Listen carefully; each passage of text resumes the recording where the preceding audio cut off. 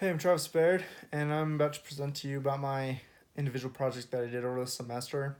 So, I chose to do photography. I said to myself, what is something that's going to benefit me as a designer and a developer? And one of the things that came up was photography. At work that and in the industry, everybody needs photographers to display their products. Quality photos generally mean quality products. And so I want my products to have the best photos. So how do I get that? Well, I've got to learn how to do photography. And so I felt like if I chose that as a project, it would push myself to really develop this skill and to learn. Um, so my budget, I was kind of planning if I have to get into it, a camera is going to be about $1,200 for a starter kit. And this is for just a starting like DSLR Canon with a couple lenses. But the nice thing was is work lent me their camera, and it was awesome because it was a really high quality camera and it really helped me to push myself. My time frames. So I plan on working at work a lot because my boss needed me to shoot the photos for the new catalog products for this year. So I got to spend time with one of our other photographers and have him kind of coach me through it. And we spent a total of probably 2 weeks doing this off and on. One thing that really helped me was there's LinkedIn has a website called lynda.com and they have tons of tutorials. So I was able to do a course through work, and I would do it on the weekends or on my downtime. It was about a 20-hour course, and it taught me everything I need to know. And there's so many more courses that teach you everything.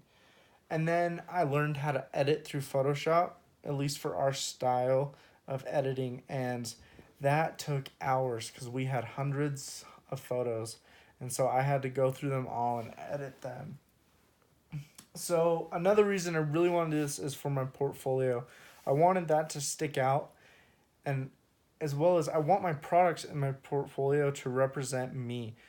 And impressions are everything. And so good photos, in my opinion, are great impressions of what I can do as a designer and a developer. So here's some of my work. So I work at DNA Cycling, and I just posted a couple pictures. So this is just a jersey we have and a bib we have. But one thing is you'll notice is that they were shot on mannequins, but they actually look like hollowed in 3D. So that was a skill that I had to learn. And I've always looked at photos of apparel and I'm like, how do they do that?